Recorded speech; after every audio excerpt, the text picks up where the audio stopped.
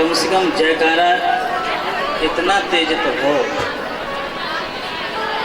कि अयोध्या तक ना जा सके तो बगल के गांव तक तो जाए। बोलिए श्री हनुमंतलाल जी महाराज की,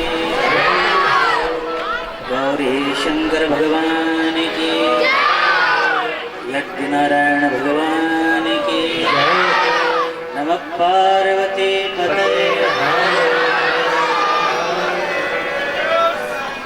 अखंड कोट ब्रह्मांड नायक प्रभु श्री रामभद्र जी महाराज की अतिथि कृपा, भगवत चरण चंचरित संत हनुमंतलाल जी महाराज की भावमयी उपस्थिति, कथा के ऋषि महानुभाव, प्रिय बंधु, वात्सल्यमयी माताएं एवं बाल गोपाल,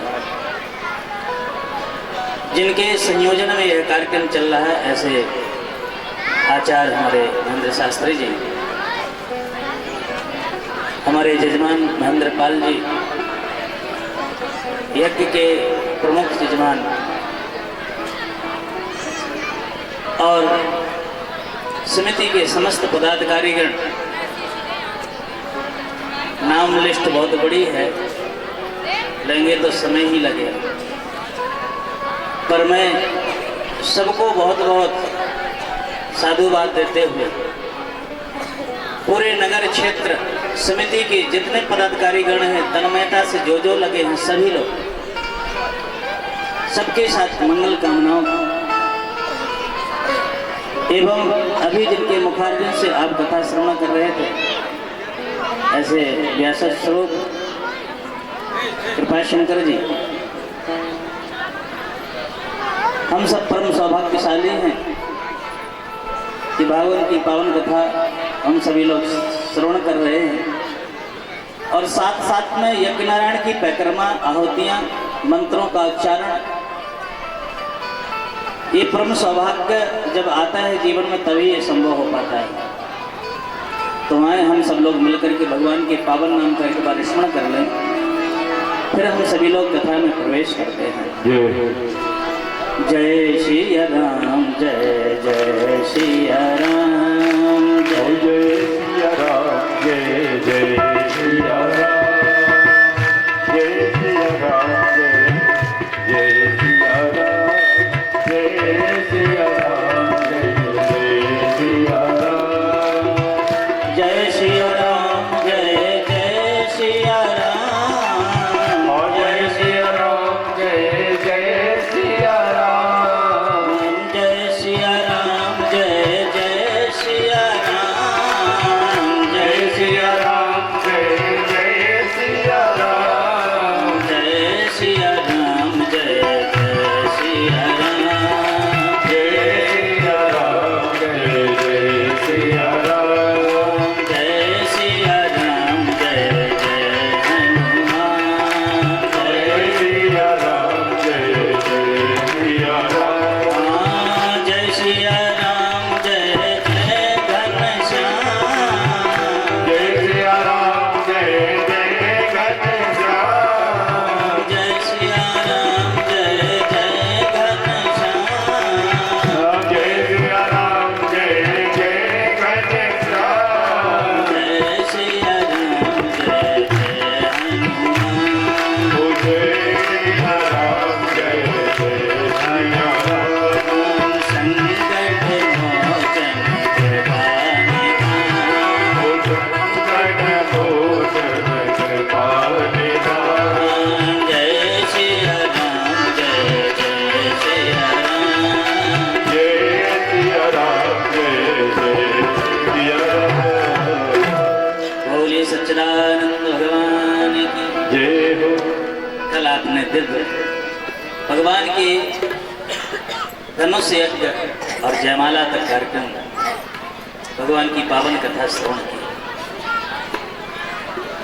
यह धनुष अहंकार का प्रतीक था, जो केवल भगवान ही तोड़ सकते हैं, जो वही तोड़ सकता है जिसके अंदर अभिमान ना हो। वैदेही भक्ति स्वरूपा है, और भक्ति स्वरूपा भगवान को ही वर्ण करती है, इसलिए बड़ा आनंद है। पर एक बात जान लेना कि दो पहलू हैं, आनंद के साथ साथ दुख भी रहता है। कभी ये मत सोचो कि आज हमारे अंदर जीवन में बहुत सुख आया तो दुख नहीं होगा। दुख और सुख ये दोनों साथ चलते हैं। महाराज विदेहराज जब जनक ने देखा कि धनुष नहीं टूट रहा है तो भी दुखी थे। धनुष नहीं तोड़ पाया कोई, और ना जाने क्रोध में कितनी बातें कह डाली। अब लग रहा है पृथ्वी वीरों से खाली हो गई। विधाता ने मेरी बेटी का विवाह नहीं लिखा, बहुत सारी बातें कह डाली, दुखी थे।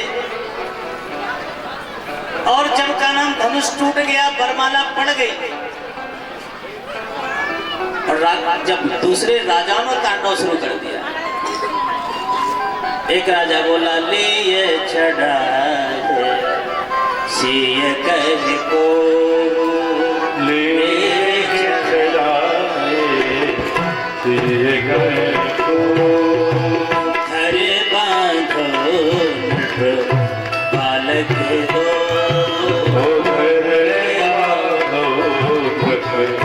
बालक दो, जो विदेह कछो करे सहाई, जो विदेह कछो करे सहाई, हो जीव समर सहित दो भाई, जीव समर सहित दो भाई।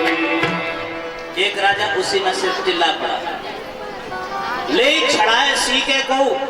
अरे भाई पढ़ो, लड़की का प्रेम लड़का के प्रति दिखाई नहीं दे रहा है, इसलिए मुझे लगता है कि अगर हम लड़की का पक्ष लेंगे तो लड़की मेरे पक्ष में तैयार हो जाएगी। क्या बोला राजा? ले छड़ाए सीके को। दूसरा राजा बोला, अगर सीता जी को छुड़ाने जाओगे तो ये दोनों राजकुमार के हाथ जोड़ के खड़े रहेंगे। जिन्होंने धनुष को खंडित किया है ये शांत बैठेंगे क्या? बोले, अगर ये सहायता करे तो धर बांधो नृप बालक दो।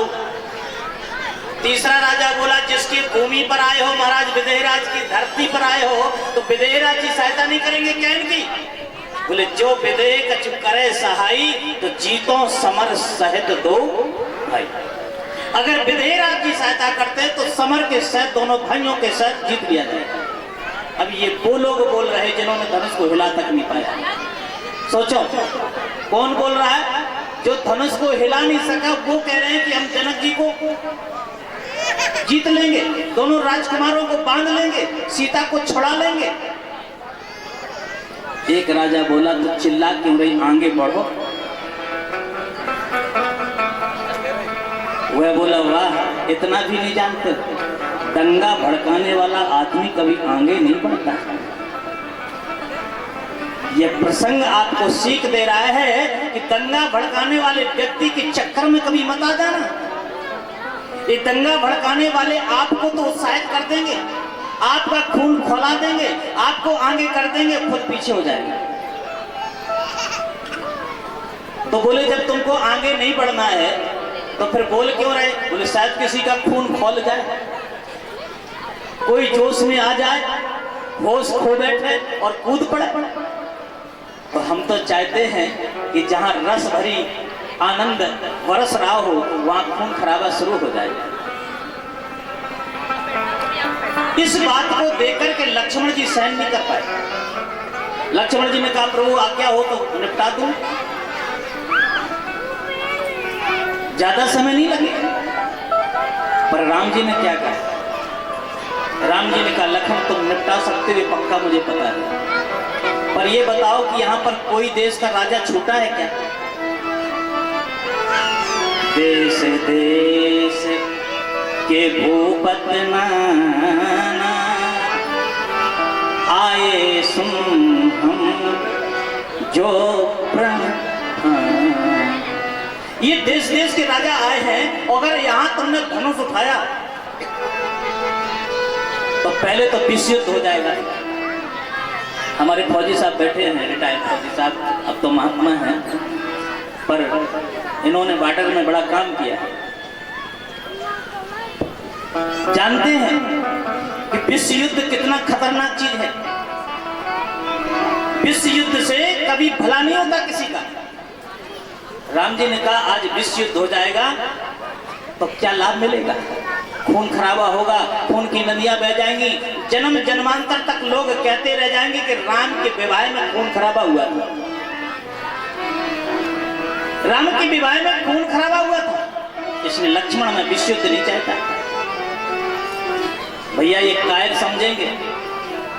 बोले हम कायर नहीं हैं, ये हिंदुस्तानी लोग हैं, ये भारत के लोग हैं, वेदांत को मानने वाले हैं, गीता को मानने वाले हैं, रामायण को मानने वाले लोग हैं। वेदांत हमारा स्वाभिमान, श्रेष्ठता हमारी सीता है, हर रोज हमारी रामायण, हर सांस हमारी गीता है। जब तक होती है शांति हृदय में तब तक हम होते केवल भारत, लेकिन प्रणय युद्ध छिड़ जाता है, हो जाते हम ही महाभारत।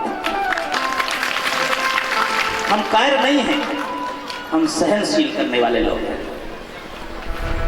इसलिए प्रभु लक्ष्मण जी से प्रभु जी ने कहा कि लक्ष्मण नहीं, शांति बनाओ।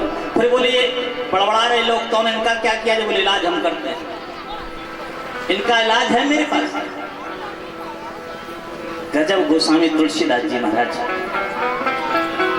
गोस्वामी तुलसीदास जी महाराज कहते हैं कि किस व्यक्ति की कहां आवश्यकता है वहां पर जाना चाहिए। परशुराम जी को ऐसी जगह पर उतारा जहां जरूरत थी, जबकि वाल्मीकि रामायण में तब आया जब भगवान विवाह करके चले गए, रास्ता में मिले गए। पर गोस्वामी तुलसीदास जी कहते जंगल में मोर नाचा किसने देखा?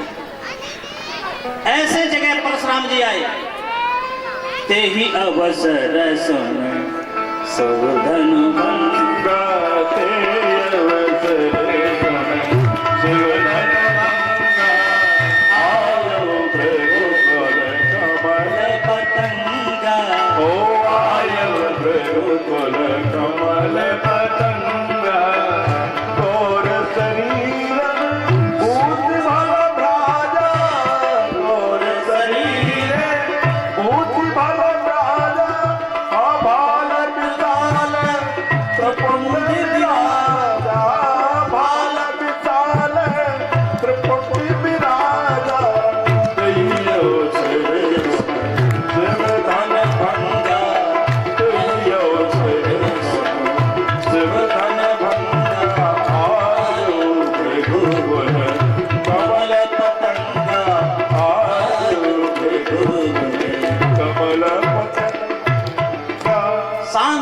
करनी मरण न जाए स्वरूप। भयंकर, एक हाथ में फरसा, एक हाथ में धनुष, बागंबर धरण किए, त्रिपुंड विराजा हुआ है, यज्ञोपवीत पड़ा हुआ है। महाराज परशुराम जी को देख करके सारे राजा शांत, जो चिल्ला रहे थे, वातावरण गंदा कर रहे थे, सारे राजा एकदम बिल्कुल शांत हो गए। जनक जी को अवसर मिला, तुरंत प्रणाम करने आए, जानकी जी को प्रणाम कराया। विश्वामित्र जी को लगा यही मौका बहुत अच्छा है, और दौड़े और दौड़ करके हृदय से लिपट गए। अरे मित्र मित्र मित्र, बहुत दिन के बाद मिले मित्र, बहुत। और फरसे वाला हाथ पकड़ लिया, जिस हाथ में फरसा है पकड़ करके मानो राम जी को इशारा किया, आ जाओ। जब तक ये हाथ पकड़े हैं फरसे वाला प्रणाम कर लो, क्योंकि मुख्य अपराधी तुम ही हो। दोनों भाइयों ने प्रणाम किया, आशीर्वाद मिल गया। राम लखन दशरथ के ढोटा, बाल मरण बल ढोटा, आशीर्वाद प्राप्त हो गया। गुरु जी ने कहा अब संकट कट गया। महात्मा ने आशीर्वाद दे दिया, अब संकट कट गया। वैदेही को भी आशीर्वाद प्राप्त हो गया, राम जी को भी हो गया। लेकिन तब तक देखे भीड़ बहुत बड़ी है, और भीड़ के साथ साथ एक देखा कि धनुष दो खंड में पड़ा है। घबरा गए, गौजड़ जनक धनुष कम तोड़ा। देखो रामचरितमानस के शब्दों में ध्यान दो, पूरी दुनिया जानती है कि महाराज जनक परम ज्ञानी है। हम अपनी सारा जीवन लगा देते, पूरा जीवन, पर निर्णय नहीं कर पाते कि हमको करना क्या चाहिए। जिंदगी पूरी बीत जाती है, वृद्धा अवस्था आ जाती है, पर यह डिसीजन नहीं ले पाता हूं कि क्या करना चाहिए और क्या नहीं करना चाहिए। पर रावण ने एक रात्रि में डिसीजन लिया, एक रात्रि में। सूर्पनखा जब नाक मुंह करके गई और उसने कहा कि दो बालक आए हैं, उन्होंने ये दशा की। बोले खरदूषण पास में उनके पास, बोले गई थी, वो मर गए। क्षणमो कटक सकल उन्मारा, और इतना सुनते ही रावण पूरी रात भर सोया नहीं। ध्यान देना। और क्या कहता है कि खरदूषण मौसम बलवंता, खरदूषण मौसम बलवंता, तिनहि तुम्हारे बिन भगवंता, तिनहि तुम्हारे बिन भगवंता। तो मैं जाय हट करो, तो मैं जाय हट करो, भूषण प्राण तदय भव कर हो, भूषण प्राण तदय भव कर हो। बस देहा हुए भजन भावस देहा, मन तन वचन से कर देहा, मन तन वचन कर देहा। हुए है भजन न तामस देहा। क्या कहता है कि खरदूषण मौसम बलवंता, और तिन्हें को मारे बिन भगवंता। निर्णय ले लिया, इन्हीं भगवान ने अवतार ले लिया। तो मैं जाए बैर हट कर, और पुरुषण प्राण तजे बहुत तरह। बोलो, जिस रावण को हम कहते हैं राम का विरोधी, वो क्या कह रहा है कि मैं भगवान के हाथों मर करके अपने को मुक्ति प्रदान करूं। एक सज्जन ने पूछा कि जब तुम जाओ बड़े कृपालु हैं, कोट विप्र बदला गए जाऊ, आए शरण तजे नहीं ताऊ। कोट भी विप्र ब्राह्मणों का वध करके अगर शरणागत हो जाता है तो भगवान उसको शरण में ले लेते। तो आप बैर क्यों करने जा रहे? जब आपको पता ही चल गया कि राम ब्रह्म है, भगवान है, तो माला ले लो, स्मरण करना शुरू कर दो, भगवान क्षमा कर देंगे। तो दूसरा शब्द उसने कहा, माला जपा नहीं जाएगा। क्यों? बोले ये शरीर तामसी हो गया। हुए है भजन न तामस देहा, मन कर्म वचन सत्य किया। ये रावण की प्रतिक्रिया। जिस रावण को हम लोग कहते सीता का हरण कर गया, अरे यार जब चिंतन करो, सीता जी को उठाते समय उसने जानकी जी को प्रणाम किया है। मनमोहु चरण बंद सुख मन, जो जानकी जी को प्रणाम कर रहा है, बोलो वो उसके अंदर क्या किसी प्रकार की कोई छल हो? और सीता जी के सामने उसने क्या कहा है अशोक वाटिका में? थोड़ा सा चौपाई को ध्यान दो। रावण कहता है कि तू अनुचरी करिए पन मोरा, एक बार बिलोक मम ओरा।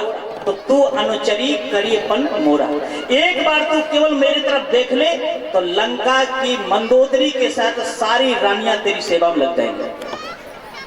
अच्छा, अब हम आपसे पूछ रहे हैं, किसी मैं पत्थर को फेंकूंगा पत्थर तैर जाएगा?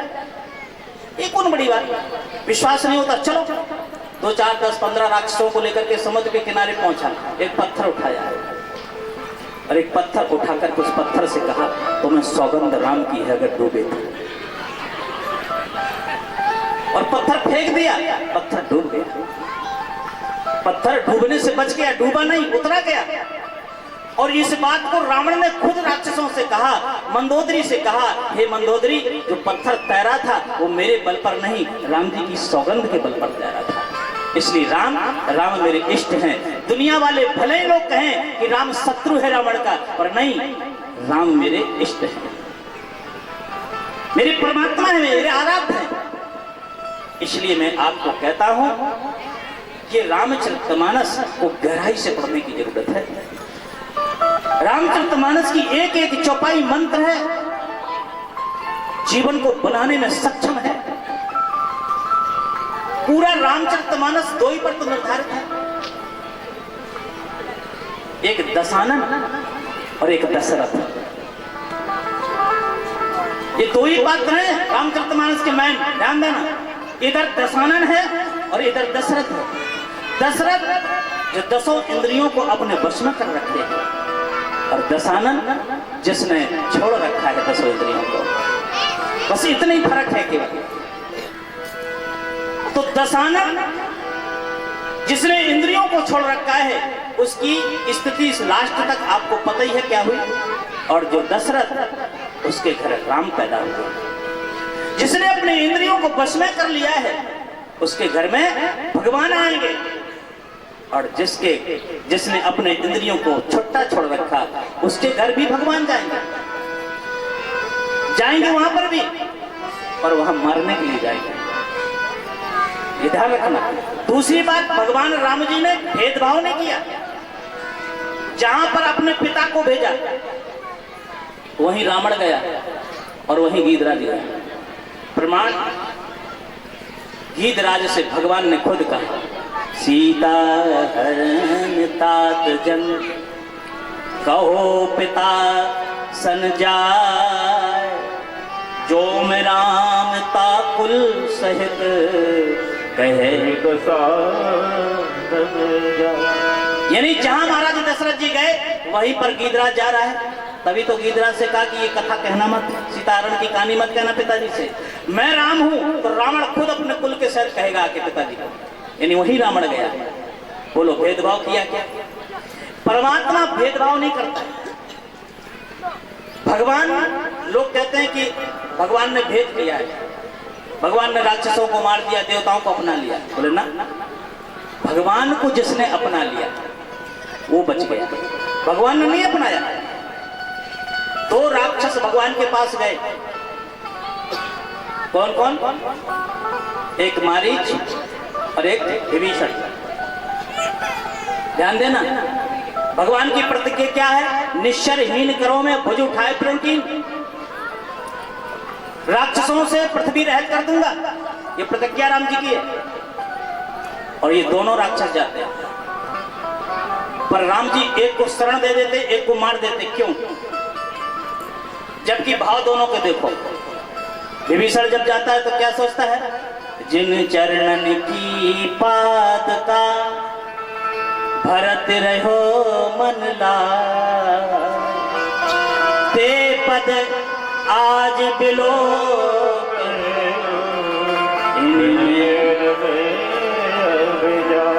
जिन चरण पादुका को भरत जी लेकर के गए, उन चरणों को मैं निहारूंगा जाकर के, आज अपने जीवन को सफल बनाऊंगा।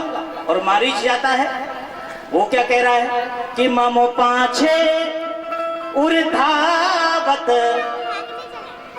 ममो पाछे उर्धावत धरे सरासन बाण, फिर वह बिलो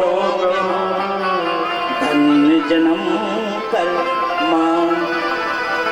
मारीच कहता है कि मेरे पीछे पीछे भगवान मुझे मारने के लिए दौड़ेंगे, मैं घूम घूम करके देखूंगा, मुड़ मुड़ करके देखूंगा, अपने जीवन को धन बनाऊंगा। बोलो भावनाओं में क्या कमी है? जो भावना विभीषण की वही तो मारीच की है। फिर मारीच को क्यों मार दिया? विभीषण को क्यों शरणागति ले ली? क्योंकि विभीषण ने कपट नहीं किया और मारीच ने कपट किया, कपट मृग बना। और भगवान कहते मोहि कपट क्षेत्र न भावा, ओ मोहि कपट चले क्षेत्र न भावा, ओ क्षेत्र न भावा, निर्मल जने मन सोए पावा, निर्मल मन सोए पावा। ओ राम ही केवल प्रेम प्यारा, राम ही केवल प्रेम प्यारा, जान ले दो जान निहारा, ओ जान ले लो जान निहारा, ओ जान ले लो जान निहारा। इसलिए भगवान कहते हैं मुझे कपट नहीं आता है। तो इस रामचरितमानस से क्या सीख लेना चाहिए? कपट रहित हो जाना चाहिए। भगवान को अगर पाना है तो जीवन से कपट को निकाल दो। आज से सरलता को जीवन को धारण करो। और मैं आपको गारंटी से कह सकता हूं, भगवान ज्ञानियों से नहीं रीझते, पर भक्त से रीझ जाते हैं, सरलता पे रीझ जाते हैं।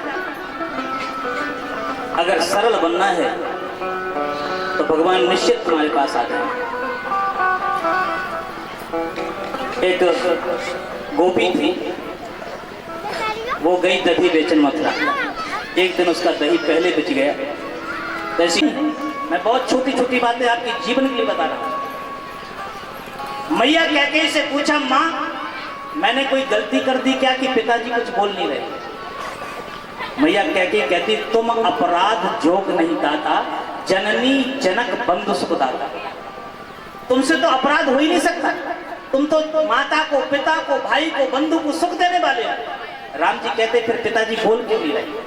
कैकेयी ने कहा, 2 वरदान थे आज मैंने मांग लिए, इसलिए तुम्हारे पिताजी दुखी हैं। सहज बात में ध्यान देना। क्या वरदान? बोले, एक लिए तुम्हारे लिए 14 वर्ष का वनवास और भरत के लिए राजगद्दी। ये कहना कितना साधारण बात है, कहना कितना साधारण बात है। अच्छा माताओं याद रखना, मैया कैकेयी राम जी की सौतेली माँ है। सौतेली है किस खास? सौतेली है ना। अच्छा आज के बेटा से अगर सौतेली माँ कहती कि तुमको हम वन भेज रहे हैं, तो बोलो आज का बेटा स्वीकार करता? वो कहता एक बार कि तू होती कौन मुझे वन भेजने वाली, तू सौतेली है। बोलो कहता कि नहीं कहता? और अगर इतनी भी हिम्मत नहीं जुटा पाता तो आज का लड़का इतना तो बात जरूर पूछता, माँ मैंने गलती क्या की कि तुम मुझे वन भेज रहे? बोलो पूछता कि नहीं? गलती तो आज का बालक पूछता माँ से कि मैंने अपराध क्या किया, मैंने क्या गलती की माँ कि तू मुझे वन भेज रही? पर राम जी ने एक बार यह नहीं पूछा कि मेरा अपराध क्या है, मुझे क्यों वन भेजा जा रहा है, बल्कि क्या कह रहे, मैया ये तो छोटी बात है, तूने वनवास मांग लिया, ये छोटी बात है। छोटी बात दुख भारी, छोटी बात दुख भारी, मोह प्रतीत न होए महतारी, होत प्रतीत न होए महतारी। छोटी बात दुख भारी, छोटी बात दुख भारी, मोह प्रतीत न होए महतारी, मोह प्रतीत न होए महतारी। और छला देन बोल कानन राजू, छला देन बोल कानन राजू, जय सब भाती मोर बड़े काजू, जय सब भाती मोर बड़े काजू। भगवान कहते हैं छोटी बात। राम जी को 14 वर्ष का वनवास जो माँ मांग रही है, उस माँ से राम जी कहते हैं छोटी बात पिता तुम बारी, होत प्रतीत। मुझे विश्वास नहीं हो रहा कि पिताजी इसलिए नहीं बोल रहे मुझसे कि बन जाना है। होत प्रतीत न मोह महतारी। पर राम जी विचार करते हैं कि पिताजी अपने मुख से नहीं कहेंगे तुम मन को जाओ, पर पुत्र वही होता है जो पिता के धोखे में शब्द निकल जाए उसको चरितार्थ कर दे, उसी को नाम पुत्र होता है। राम जी वहां से चल पड़े। अब विचार करना, इधर सौतेली माँ थी, हे माताओं ध्यान से सुनना प्रसंग को। इधर सौतेली माँ थी पर इधर खास माँ है कौशल्या। कौशल्या फूल ही नहीं समा रही, मेरा बेटा गद्दी पर बैठेगा, राजा बनेगा, सुंदर सुंदर पकवान बनाएगा। राम जी से बोली मैया कौशल्या, बेटा जल्दी से कुछ खा ले, दिन भर भीड़ लग जाएगी, कुछ खा नहीं पाएगा, सारे लोग इकट्ठे हो जाएंगे, पूरा दिन निकल जाएगा। राम जी सोचते इस पागल माँ को मैं समझाऊं कैसे? पर राम जी का समझाने का तरीका देखो आप। राम जी कहते मैया चिंता की बात नहीं। क्यों, क्या हो गया? बोले पिताजी ने मेरे मन की बात को समझ लिया और इसे अयोध्या जैसे विशाल राज्य को 2 भागों में बांट दिया, एक जनपद विभाग और एक वन विभाग। तो मैं बड़ा भाई हूं और जनपद विभाग कृत वन विभाग बड़ा है, इसलिए पिताजी ने मुझे वन विभाग का राजा बनाया। पिता दीन मोहे कानन राजू, कानन माने जंगल, और मेरे जैसा मेरा छोटा भाई भरत उसको जनपद विभाग का राजा बनाया। बोलो ये तरीका होना चाहिए बोलने का कि नहीं? पर मैया कौशल्या भी समझदार समझ गई। मैया कौशल्या कहती, राम ये जान लो कि पिता से पुत्र पर 10 गुना अधिकार मां का ज्यादा होता है, इसलिए जो केवल पितु आयस्ताता और तो जन जान जाहू मणमाता। अगर तुमको केवल पिताजी ने बन दिया, मैं तुम्हें मना करती हूं नहीं जाओगे, लेकिन तुमको अगर माता और पिता ने बन दिया, जो पितु मात कहो पर जाना, तो कानन सत अबध समाना, वही जंगल तुमको अयोध्या के समान हो जाएगा। ये मेरा आशीर्वाद है। ये मैया कौशल्या क्या है? बोलो आज की मां ऐसी होगी? अगर यह व्यवस्था हो जाए तो बोलो घर में झगड़ा होगा क्या? अब देखो, राम जी ने सारी बात क्या सुनाई, पर कौशल्या क्या कहती है राम जी से? कौशल्या कहती, राघव मुझे पता है तुम वन को जाओगे, तुम्हारे साथ साथ सीता जाएगी, ये पक्का है। पर हे राघव, तुम्हारे पिताजी जब आए थे ना, तो तुम्हारे पिताजी ने मुझसे कहा था, हे महारानी कौशल्या, मैं जनक को वचन देकर के आए हैं कि तुम्हारी बेटियां मेरे राजघराने की राजवधुएं हैं, इनको मैं कभी कष्ट नहीं होने देंगे। काहे सीते, उन्होंने मुझसे कहा था कि सीता पलंग पीठ तज गोद हिलोरा, सीता या तो गोदी में रही है या पालने में रही है। हे राघव, वह सीता तुम्हारे साथ साथ जंगल में घनघोर कैसे चलेगी? इसलिए हे राघव, तुम सीता से कह दो कि वो रह जाए अयोध्या में, और मैं उसको देख देख करके 14 साल बिता लेंगे। तुम वन को जा रहे हो, चले जाओ, तुम वन को जा रहे हो तो चले जाओ, पर मैं सोचते हैं कि तुम एक बात मेरे तरफ। कौशल्या इन शब्दों को बोलती हुई कहती, पर आज मैया कौशल्या कह रही है, हे राघव, एक बार लक्ष्मण बंदर का चित्र ले आया था, सीता डर गई थी। आज अंदर बैठो, वहीं बैठो, बाद में आना, अभी बैठो, कथा के बीच में नहीं आना चाहिए। कौशल्या कहती है, हे राघव, राम, सीता बहुत डरती है, वो तुम्हारे साथ शेरों को देख करके, भालुओं को देख करके कैसे रहेगी? कौशल्या कहती है कि जानते हो मैंने कैसे रखा सीता को? ध्यान रखना, ये सास बोल रही है। कौशल्या कहती है, पलंग पीठ तज गोद हिडोरा,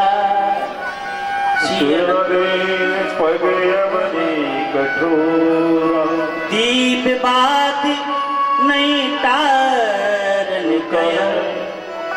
मैंने सीता को कभी दीपक की, पहले दीपक जलाए जाते थे ना, दीपक की बत्ती को उचकाने के लिए नहीं कहा। कैसे राख्यो? बोले राख्यो नयन पुत्र की नाई। जैसे पुतली पलक रखते हैं, अगर हवा चल जाए तो पलक बंद हो जाता है, पर पुतली पर आंच नहीं आने देते। राख्यो नयन पुत्र की नहीं। बोलो आज की सास क्या अपने बहू को ऐसे रखेगी? आज की सास अगर अपने बहू को इस प्रकार से रखे तो निश्चित रूप से कभी सास और बहू का झगड़ा नहीं होगा। सास कह ही रही थी, तब तक सीता आकर के रोने लगी। घूंघट पड़ा है, पहले ऐसी मर्यादा होती थी कि कभी घूंघट से बाहर नहीं होती थी वो, अपने सास के सामने रो रही है। सीता के नेत्रों से आंसू बह रहे हैं, आंसू पृथ्वी पर गिर रहा है और अपने बाएं अंगूठे से कपोर रही है। आज पहली बार राम जी ने सीता जी से अपनी मां के सामने कहा, हे सीते, पिताजी दुखी हैं, मां घबराई हुई है, इसलिए तुम यहां पर रह करके मां की सेवा करोगी तो जीवन बन जाएगा। आज पहली बार जानकी जी ने राम जी से चर्चा की। जानकी जी कहती है, राघवेंद्र, हे आर्यपुत्र, मैं आपकी बात मान करके अयोध्या रह जाऊंगी, पर मेरे 3 प्रश्नों का आप उत्तर दे दीजिए। जानकी जी ने 3 प्रश्न किए। प्रभा जाए कहां भान ब्याही, कहां चंद्र का चांद बन जाए। प्रभु करुणा में परम विवेकी, तन तज छाँव रहे पीछे। जानकी पूछती क्या सूरज से सूरज की किरण को अलग किया जा सकता? राम जी ने कहा संभव नहीं, जहां सूरज वहीं किरण। क्या चंद्रमा से चंद्रिका को अलग किया जा सकता? सीता ये प्रश्न सुन करके राम जी ने कहा यह भी संभव नहीं। एक प्रश्न और है करुणा निधान, क्या इस शरीर की छाया को अलग किया जा सकता? जहां जहां काया जाएगी, जहां जहां ये शरीर जाएगा, शरीर की जो छाया है उसके पीछे पीछे चलेगी। राम जी ने कहा संभव नहीं। सीता ने कहा जब सूरज से सूरज की किरण को अलग नहीं किया जा सकता, चंद्रमा से चंद्रिका को विलग नहीं किया जा सकता, काया से छाया को जुदा नहीं किया जा सकता, तो राम को सीता से कैसे अलग किया जा सकता? शास्त्र क्या कहते हैं? जिय बिन दे नदी बिन बारी, जिय बिन दे नदी बिन बारी, ऐसे ही नाथ पुरुष बिन नारी, ऐसे ही नारी पुरुष बिन नारी। ओ जिय बिन दे नदी बिन बारी, जिय बिन दे नदी बिन बारी, अरे कैसे ऐसे नाथ पुरुष बिन नारी, ऐसे नारी पुरुष बिन नारी। ये शास्त्र क्या कहते हैं? अच्छा जिस नदी में पानी ना हो बोलो वो नदी अच्छी लगेगी क्या? जमुना जी में पानी सूख जाए, जमुना कैसी? जिए बिन जिस शरीर में प्राण ना हो बोलो वो शरीर तुम कितना देर रख सकते हो? 24 घंटा रखना मुश्किल हो जाता है शरीर को जब प्राण निकल जाते हैं। जिए बिन देह नदी बिन बारी, और तैसे ही नाथ पुरुष बिन नारी। उसी प्रकार से स्त्री का जीवन अगर पुरुष के कितना सूखा होता है।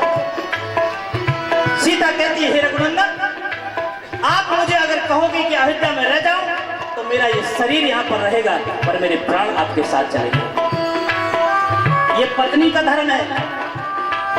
पहले सास का धर्म आपने सुना, ये पत्नी का धर्म है, और पति का भी धर्म सुना। राम जी ने क्या कहा कि माँ की सेवा करो, पर अब सीता कह रही बहू का धर्म सुनो। सीता क्या कहती है? हे माँ सेवा समय तैव बन दीना, ओ सेवा समय तैव बन दीना, मोरे मनोरथ सफल कीना, मोरे मनोरथ सफल कीना। जानकी जी कहती है हे माँ जब मुझे सेवा करने का अवसर प्राप्त हुआ, विधाता लौट गया, विधाता ने मुझे बन दे दिया।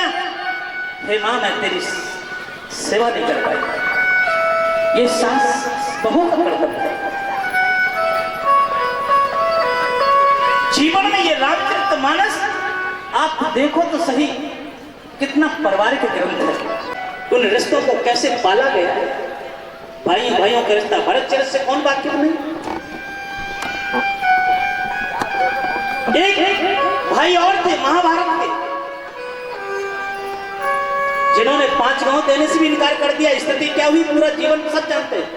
और ये रामचरितमानस के 4 भाई, पर जिस कैकेयी मां को मैं कहता हूं कि राम को बन दे दिया, उन्हें राम जी से पूछो आप क्या कैकेयी ने बन दिया? राम जी से पूछा, राम जी ने कहा ना, दोष दे जननी जड़ दे ही, और जिन गुरु साधु सभा नहीं से।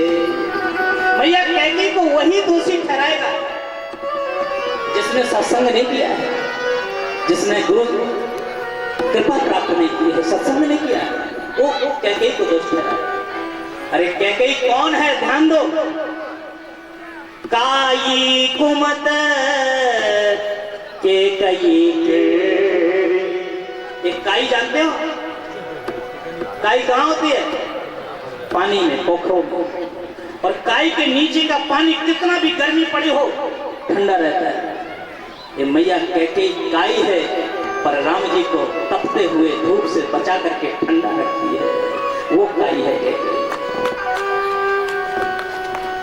राम जी को तपन से बचाने वाली काई है मां कैकेयी। भरत जी ने यही तो गुरु जी से कहा था। गुरु जी ने कहा मेरा दोष नहीं, तुम्हारी मैया ने वन मांग लिया, मैं क्या करूं? भरत जी ने कहा गुरुदेव क्षमा करना, मैं केवल इतना जानना चाहता हूं कि मेरी मैया ने 2 वरदान मांगे थे, ये सब है, पर पहला वरदान क्या था? हमारे गुप्ता जी को परेशानी है, कुर्सी कोई हो तो बैठ जाइए। मैया कैकेयी ने 2 वरदान मांगे, ये सब है, और पहला वरदान क्या था? पहला वरदान था मेरा राजगद्दी। दूसरे में उन्होंने मांगा दूसरा परकर जोड़ी प्रभु नाथ मनोरथ मोड़ी, दूसरे वरदान में ना वनवास मांगा था। तो गुरुदेव आपने वनवास का क्रम क्यों, आपने वरों का क्रम क्यों बदल दिया? पहला वरदान आपको पहले फॉलो कराना चाहिए। पहले आप मुझे बुलाते, सिंहासन पर बैठाते, फिर राम को वन भेजना चाहिए था ना। पहला वरदान आपने क्यों नहीं साबित किया? और पहला वरदान आप पहले शुरू कराते, मुझे सिंहासन पर बैठाते, और फिर मैं देखते कौन माई का लाल था जो माँ को, मेरे भाई को वन भेज पाता, कौन माई का लाल? पर गुरुदेव आपने उल्टा क्यों करवा दिया? जो बात का वरदान था उसको पहले, जो पहले का वरदान था वो बात। आज गुरुदेव और आप कहते हो आप, अरे आप तो वो संत हैं सोई गोसाई जही विधि गति छेकी सकहे उतारते जोटे। अरे आप तो वो संत हैं कि विधाता की गति को मिटने वाले हैं, विधाता की गति को रोकने वाले हैं, और आप कहते हैं सुनो भरत भाभी विलक्षित हुआ मुनिनाथ, हान लाभ जीवन मरण जस अपजस हाँ, ये आप कह रहे हो। अरे विधाता की गति को आप रोकने वाले हो गुरुदेव, फिर आपने राम के बल को क्यों नहीं रोका? आज आप कैकेयी को दोष दे रहे, आज मां को दोष दे रहे। भैया कैकेयी दोषी नहीं है। और याद रखना लक्ष्मण जी ने भी सहमत जताई। जब निषाद राज ने कहा, केवट देख करके रो पड़ा और कहने लगा कैकेयी ने अच्छा नहीं किया। कैकेयी नंदन मंद मत कठिन कुटिल और जही रघुनंदन जाने सुख अवसर दुख। इनमें सीधा सीधा अर्थ बता रहा है, अर्थ बहुत है इसके, पर सीधा अर्थ ये है, भगवान कहते हैं मैं इस धनुष को तोड़ने वाला कोई दास होगा। परशुराम जी ने करना दास नहीं हो सकता। गुरु जी के धनुष को तोड़ने वाला दास तो हो ही नहीं सकता। वो सहस्त्राबाहु अर्जुन के समान मेरा शत्रु है। जो गुरु जी धनुष जिसने खंडन किया है वो मेरे सहस्त्राबाहु अर्जुन के समान शत्रु है। सुनो राम जे स्योधन तोरा सहस्त्रबाहु सम सोर बोला, सो बिलगाए बिहाय समाजा नत मारे जय है सबराय। भगवान परस्पर बात करते रहे, पर भगवान के पूरे प्रसंग में आप देखिए, प्रसंग तो बहुत बड़ा है, पर राम जी ने कहीं अशब्दों का प्रयोग किया। लक्ष्मण जी कड़े जरूर बोले, लेकिन वो वेदांत संगत बोले। ध्यान रखो, वेदांत से बाहर नहीं गए लक्ष्मण जी। लक्ष्मण जी हंसे भी जब उन्होंने कहा कि महाराज ये धनुष मेरा साधन है। बोले बहुधनी तोरी लड़काई कबू न श्रेष्ठ की मुसाई। बचपन में बहुत धनुष तोड़े, ऐसा क्रोध नहीं किया। अब ये कहां से कथा आई? ये रामचरितमानस की कथा नहीं, ये बहुत दूसरे ग्रंथों की कथा है। बरवे रामायण में भी है इसका जिक्र।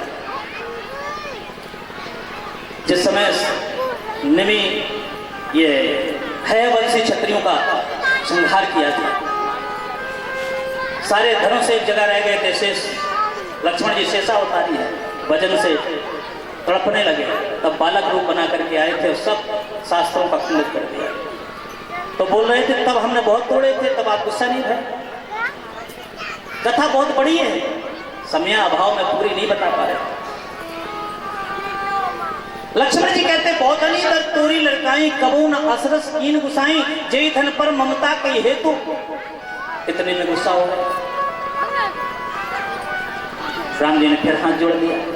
बर्रे बालक एक स्वभाव इन्हें न संत दूसरे का ठंडे पड़ गए। फिर भगवान मुस्कुरा, लक्ष्मण जी मुस्कुरा पड़े। हंसत देख नक्ष रस व्यापी राम को भ्राता बड़ा पाता। ये हंस रहा मुझे देख करके। कभी कभी हंसी भी गड़बड़ होती है और कभी कभी हंसी ऐसी होती कि फोटो भी अच्छी आ जाती है हंसते हैं। 1 मिनट की हंसी से जब फोटो अच्छी आ सकती, अगर परमानेंट आप हंसो तो समझो जीवन कितना अच्छा ना होगा। लेकिन यहां पर लक्ष्मण के हंसने से क्रोध आ रहा है। परशुराम जी बार बार क्रोधित होते, राम जी बार बार मना लेते हैं। एक बार तो परसा उठा ही लिया, पर परशुराम जी ने कहा क्या, आज मेरा फरसा चल क्यों नहीं रहा? अहर दाहर दहर छाती भाप उठार कुंडत खाती। ये चौपाई हम सबको सीख दे रही है। हम लोग बात बात में क्या कहते हैं, ये तो मेरे बाएं हाथ का काम है। बोलते हैं कि नहीं, ये तो मेरे दाएं हाथ का काम है, ये मेरे बाएं हाथ का काम है। याद रखना, समय जब ठीक नहीं होता तो आप हाथ ही आपके हाथ में नहीं होता है। आपका हाथ ही आपके हाथ में नहीं होता तो बाएं हाथ का काम कहां से हो जाएगा? आज परशुराम जी का हाथ ही परशुराम जी के हाथ में नहीं। परशुराम जी विचार करते, जो हाथ 1 मिनट में सहस्त्रों लोगों को काटता था, आज चल क्यों नहीं रहा? लक्ष्मण जी ने कहा, आपका फरसा पढ़ा लिखा है, आप नहीं। क्यों? बोले फरसे को पता है एक गणित होता है और गणित में शेष में बचता है। बचता है कि नहीं शेष? वो शेष किसी भी अंक से कटता नहीं। लक्ष्मण जी कहते जब गणित का अंक किसी भी अंक से नहीं काटा जा सकता, तो ये पाताल का शेष तुम्हारा फरसा से कैसे कट जाएगा? फरसा को पता है ये पाताल का शेष सामने खड़ा है, इसलिए फरसा आगे नहीं बढ़ रहा। आप ही को नहीं पता है तो फरसा से सीख लो। नौक झोंक बहुत होती है, परंतु एक बात है, भगवान ने बार बार नम्रपूर्वक प्रार्थना की। जब उन्होंने फरसा उठाया, बोले खरखुटार आगे है शीशा। महाराज अपराधी ने कृपा को बधाओ गुसाई, मुंह पर कृपा करो दास की नहीं। पर लास्ट में राम जी ने क्या कहा? सारी बातें होने के बाद, प्रसंग बहुत बड़ा है, सभी लोग तो परिचित हैं। प्रभु, मैं क्षत्रिय हूं और क्षत्रिय काल से भी नहीं डरता है। एक बार कालों से लड़ाई, अब हुए जो तुम्हें डराई।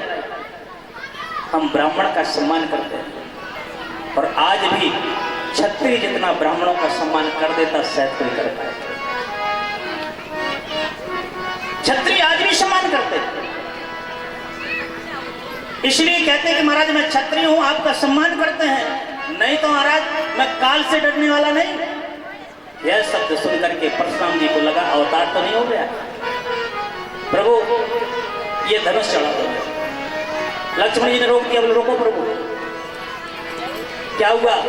बोले चेला का, गुरु का धनुष टूटा तो चेला आ गया, और चेला का टूटा कहीं गुरु ना आ जाए तो उससे फिर लड़ो, इसलिए छूना ही नहीं।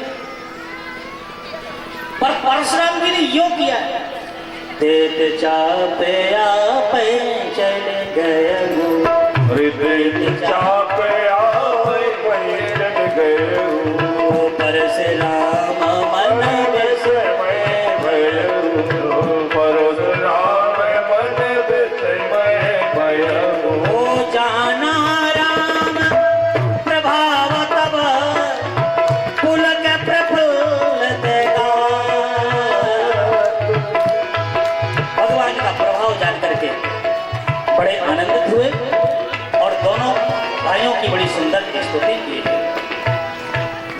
की स्तुति करके परशुराम जी चल पड़े।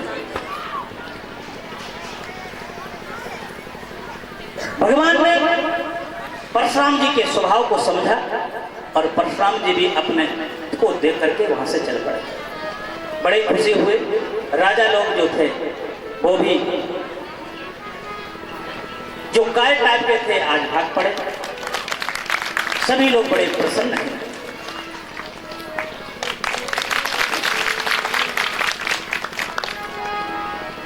बोलिए सच्चिदानंद भगवान की जय हो।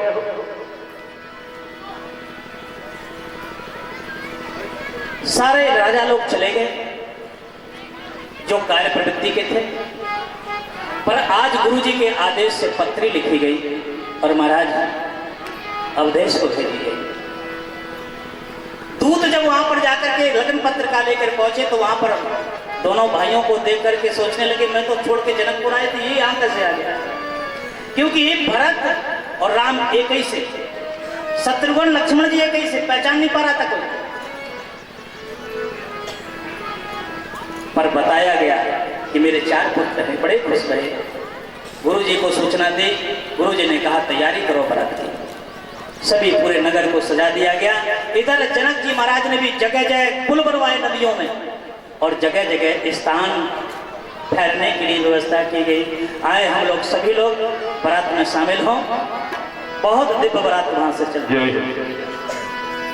अरे अवधि नगरिया से हो, अवधि नगरिया से चलन बरतिया हो,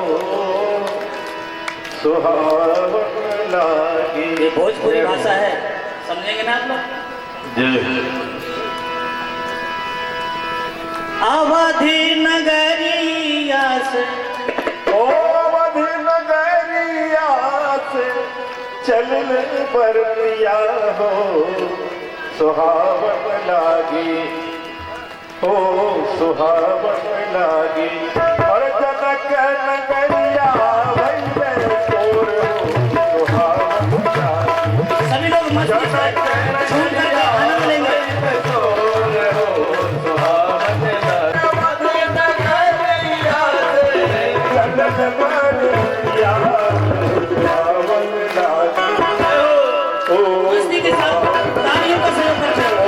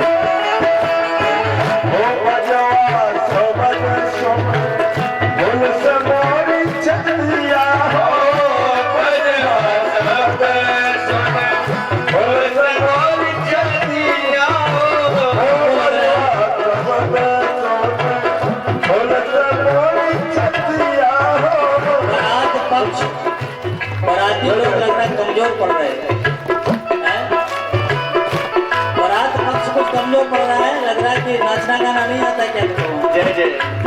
अरे बारात चल रही है भाई, राम जी की बारात में सब बाराती लोग खड़े हो जाइए।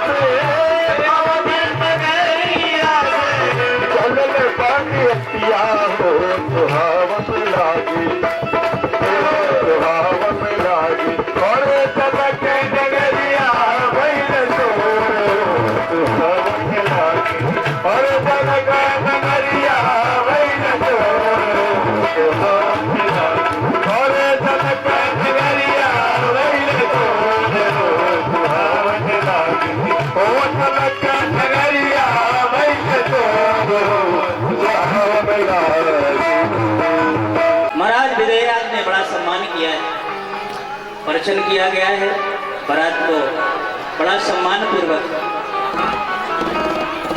व्यवस्थाएं दी गई। दूसरे दिन से जो विवाह के रस्म थे उसको संपन्न करना शुरू किया गया। महाराज जनक जी नगर का, मेरे गांव का गरीब भी कर सकता है, तो महाराज आपने 56 प्रकार का भोजन क्यों नहीं कराया, दाल भात क्यों कराया? जनक जी बोले 2 कारण। 56 प्रकार का भोजन हो सकता वो गरीब ना बनवा पाता, तो लोग यही ताना मारते कि क्या बात था महाराज राम जी की बारात में क्या भोजन मिले थे।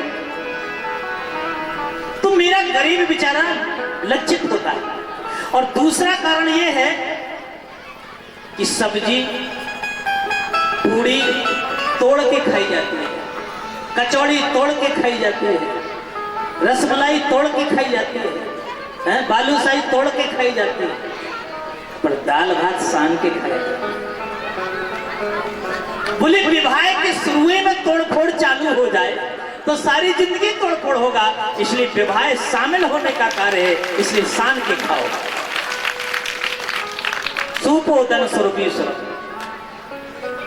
इसलिए सूप भात और दाल परोसी। ऐसे जनक जी के विचित्र सुंदर सुंदर भाव, बहुत सुंदर जनक जी महाराज जो विवाह के रस्म उनको बड़े विस्तार पूर्वक करते हैं। जनक जी महाराज ने कोई कसर नहीं लगाई और एक आध दिन बारात नहीं टिकी थी। 90 दिन, आज 24 घंटा होना मुश्किल हो जाता है। 90 दिन व्रत और खूब आनंद पूर्वक महाराज। जानती हो गोस्वामी तुलसीदास जी महाराज ने इस विवाह के लिए केवल कहा है कि सम समधि देखी हम आजू, ऐसी समानता बोले और कहीं नहीं है। कैसे? एक तरफ है अवधेश और एक तरफ है मिथिलेश। क्या अक्षर है? गिनो भाई। अवधेश 4 है ना, मिथिलेश कितने अक्षर हैं? 4 है ना। एक तरफ है अवधेश तो एक तरफ है मिथिलेश, एक तरफ है जनकपुर तो एक तरफ है अवधपुर। बराबर है कि नहीं? जोड़ते जाना, मुझे गिनती आती नहीं। एक तरफ है राम, एक तरफ है सीता। क्या अक्षर है? 2 है। एक तरफ है कौशल्या और एक तरफ है सुनैना। बोलो बराबर है कि नहीं? एक तरफ है भरत, एक तरफ है मंडली, एक तरफ है लक्ष्मण तो एक तरफ है उर्मिला, एक तरफ है शत्रुघ्न तो एक तरफ है श्रुतकीर्ति। बराबर अक्षर है कि नहीं सब में? इसलिए गोस्वामी जी कहते सम समधि देखे हम आजू, ओ सम समधि देखे हमें आजू, समधि देखे करके आ गया। राम जी से कहा कि कुल देवी हैं, इनको प्रणाम करो। राम जी ने कहा कि भाई हमारी कुल देवी हमारे यहाँ अयोध्या में यहाँ पर क्यों आई? बोले नहीं नहीं, ऐसा नियम है, तुम्हें पता नहीं है। अपने माता पिता के साथ आते तब ना तुम्हें पता चलता, तुम तो बाबा जी के साथ आए हो, इसलिए तुम्हें जानकारी नहीं है। ये तुम्हारी कुल देवी है, इनको प्रणाम करो। लक्ष्मण जी ने कहा कुल देवी हो चाहे कुल देवता हो, जिसको भी प्रणाम हम करना होगा हम अयोध्या में कर लेंगे। न राम जी ने किया न लक्ष्मण जी ने किया, पर भरत जी से कहा तो भरत जी चरणों में गिर गए।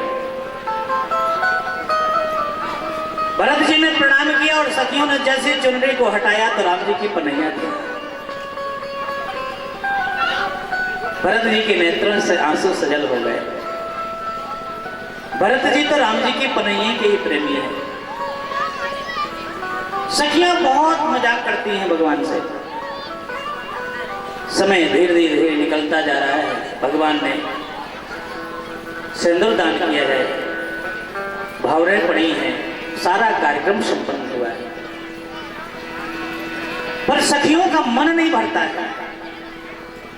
पहले सखियों ने जब पहले राम जी को देखा तो कहती थी इनसे रिश्ता जुड़ जाए तो कम से कम इसी बहाने आते जाते रहेंगे, कबों के ये आवे यही नाते। पर आज जब रिश्ता जुड़ गया भगवान से सखियों का, तो अब ये कह रहे कि अब यहां से जाओ पौना, यही मिथिले में अब रह जाओ पौना। आप अब यहीं पर रह जाओ, यहां से मत जाओ। रोज सवेरे इत्तर मल के इत्तर से नहवाए और 1 महीना के भीतर करिया से गोर बनाए। सखियां कहती 1 महीना में जो काले हो ना हम तुम्हें गोरा कर देंगे, बस रह जाओ। कितना सुंदर भाव है। कहते ईमान घट जाए तो ईमान बुरा है और मेहमान रुक जाए तो मेहमान बुरा है। आतंकवाद पनपा है सियासत की कोख से, न हिंदू बुरा है न मुसलमान बुरा है। हम आज मेहमानों को देख करके नखराते हैं, गुस्सा होते हैं, पर यहाँ पर ठाकुर जी को रोज प्रार्थना करती, ठाकुर जी आज नहीं जाना है, यहीं रह जाना है। हमारी वृत्ति दिन प्रतिदिन अलग होती जा रही है। कभी हम अतिथियों का सेवा करना बंद कर दिए, हमारी दान के प्रति रुचि खत्म होती चली जा रही। और ऐसा नहीं कि आज कमाई कम है, पहले की अपेक्षा आज कमाई भी ज्यादा हो गई। एक व्यक्ति था, उसकी पत्नी ने कहा कि जाओ गंगा जी नहाया, कभी गंगा जी नहाने नहीं जाते हो। पर वो इसलिए गंगा जी नहाने नहीं जाता था कि गंगा जी के किनारे पंडा मिलेंगे, पंडा कहेंगे यहाँ दान करो, यहाँ दान करो, यहाँ दान करो। उस दान के चक्कर में उस कभी गंगा जी नहाने नहीं गया। एक दिन पत्नी ने जबरदस्ती कहा कि जाओ नहा के आओ, कभी तो इतने वर्षों हो गए, गंगा जी नहा लो। सो पत्नी के कहने से चल पड़ा। सो कहां गया जानते? धोबी घाट। धोबी घाट में नहाने गया, चारों तरफ सुनसान, चारों तरफ उसने देखा कि यहाँ तो कोई है नहीं। अब धोबी घाट में उससे भी नीचे देखा कि दो चार दिखाई दे रहे धोबी घाट में, तो फिर नीचे चला गया। कहां? शमशान घाट। शमशान घाट में फिर उसने चारों तरफ देखा, अब देखा कि कोई नहीं है चारों तरफ। अब लाश रोज रोज तुलसी जलती है, कोई मलकण का घाट तो है नहीं। तो शमशान घाट में पहुंचा और कपड़े उतार करके गंगा जी में अंदर घुसा और भगवान को मजाक सूझी। सो भगवान पंडा बन के आ गया।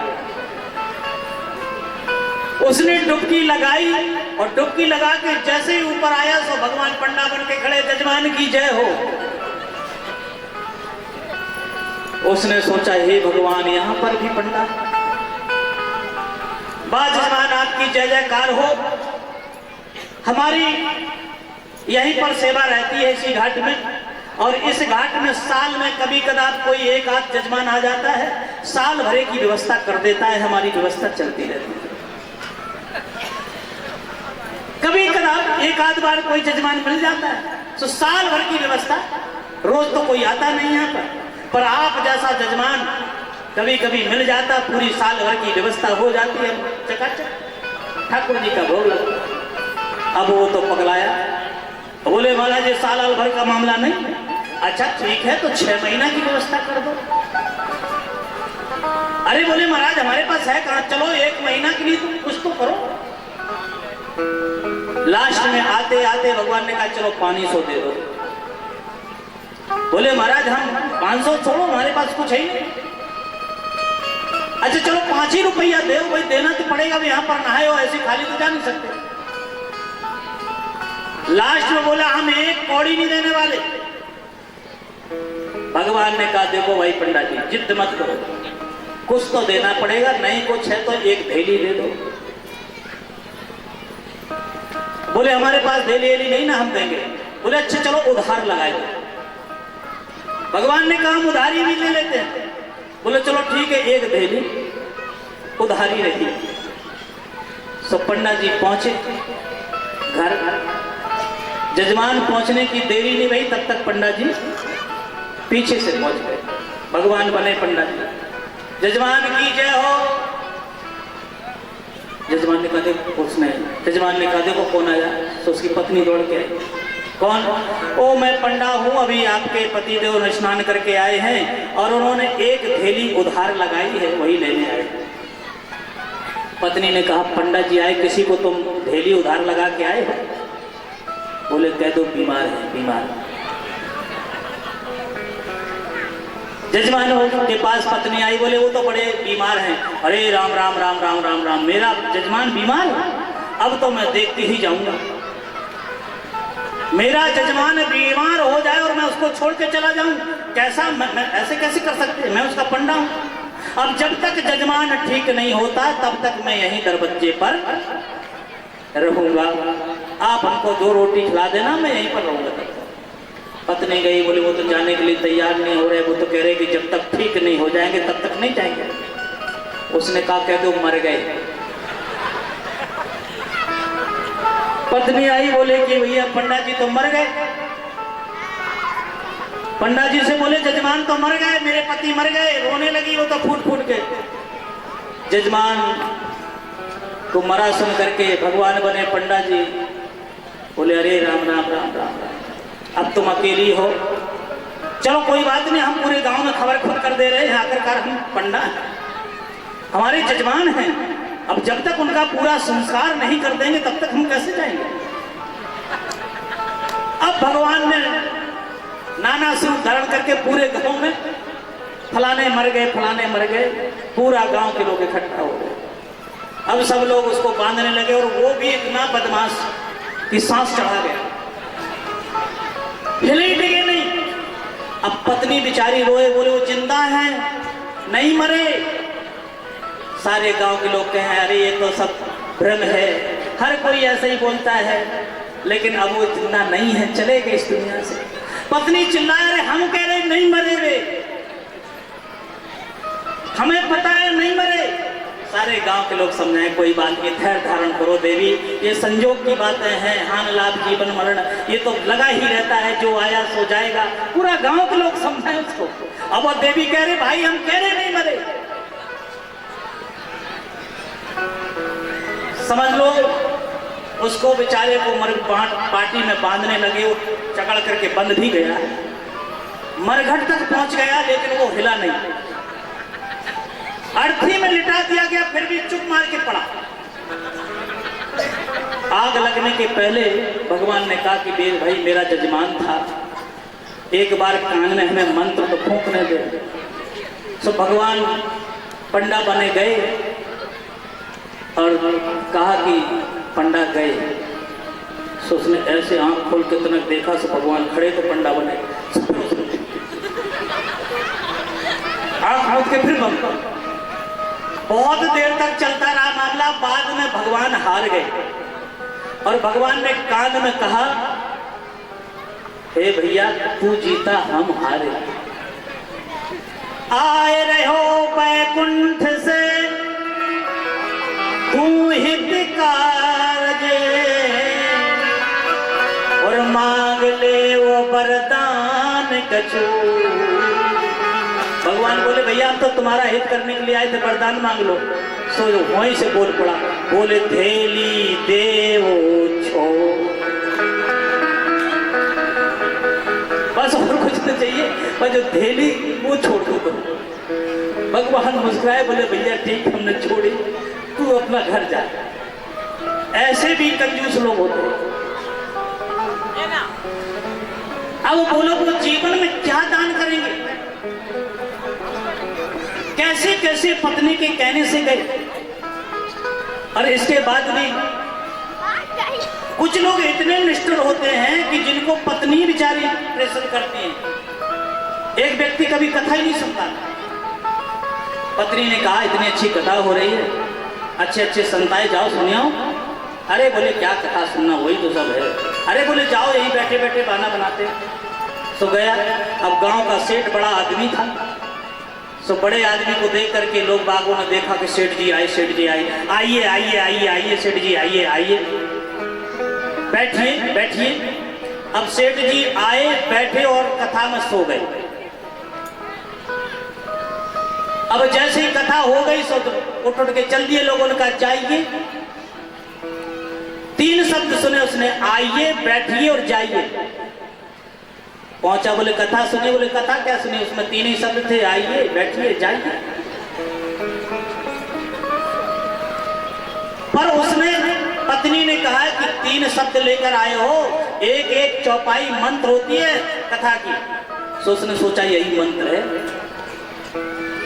यही मंत्र है। सो रटने लगा, आइए बैठिए जाइए, आइए बैठिए जाइए।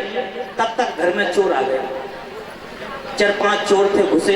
तो जैसे ही चोर अंदर घुसे, सेठ जी बोले आइए आइए आइए। चोरों ने सोचा देख लिया, अब वो तो आंख मूंद के बोल रहे थे आइए आइए, लेकिन चोरों ने सोचा कि लगता सेठ ने देख लिया। तो थोड़ा जाने लगे, बोले बैठिए। चोरों ने कहा अब तो ये पहचान भी लिया, और गांव का सेठ है, कल ही ये FIR करा के पकड़वा देगा, सब चौपट हो जाएगा। सो चोर जाकर के चरणों में गिर गए। चरणों में गिर के कह, बोले क्षमा कर दो प्रभु, अब आज के बाद चोरी नहीं करेंगे। बोले ठीक है जाइए।